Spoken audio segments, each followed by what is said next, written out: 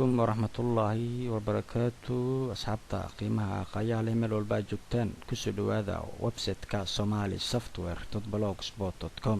وليبا channel ka YouTube ka halka uu ku leeyahay Somali Software maanta halkan waxaan ku bar doonaa in badan ayaan aragnay su'aalo dhanka Gmail ka Somali Software loogu soo diray oo inta badan ka hadlaysa sidee aad partition u abuuri kartaa partition ka ayaa maanta ka hadli doonaa partition ka laba qayb waaye qaybta koowaad waxa waaye marka anjalada window-ga ama flash ha noqdo ama hard disk ha noqdo marka aad ku format gareynaysid computer-kaaga oo operating-ka aad ka bedelaysid gudahaas partition ugu abuuri kartaa halka kale ee partition ugu abuuri kartid waxa weeyaan inaad tagtid meesha ku qoran tahay this PC oo computer-ka ah oo right click inaad ku dhigtid kadibna management marka dheedid waxaa dooranaysaa diski management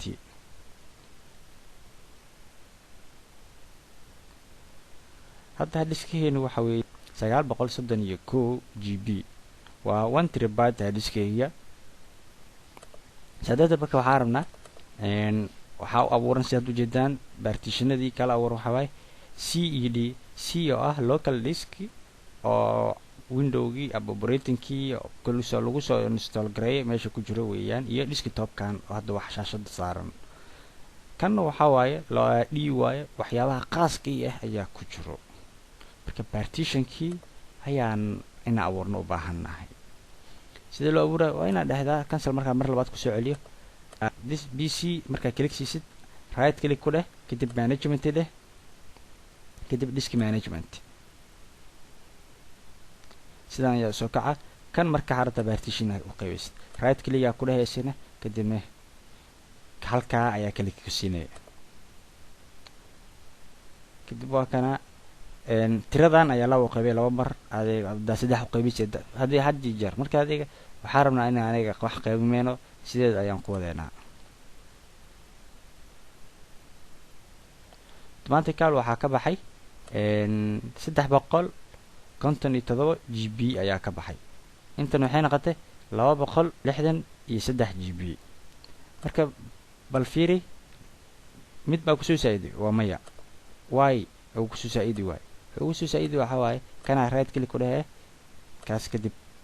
nagasti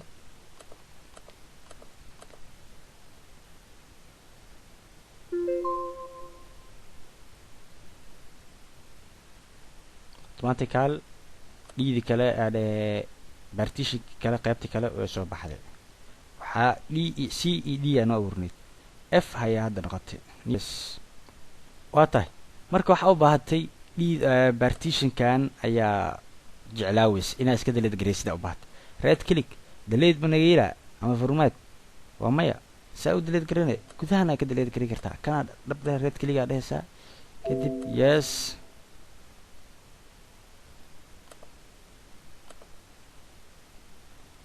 saas marka aragtid kii hore soo laabaysa D ah kadib right click ku dhahaysaa kadib next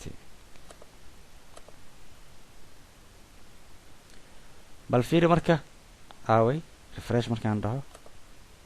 sidiis hore ayuu ku soo laabtay sidaas weeyaan partition marka la abuurayo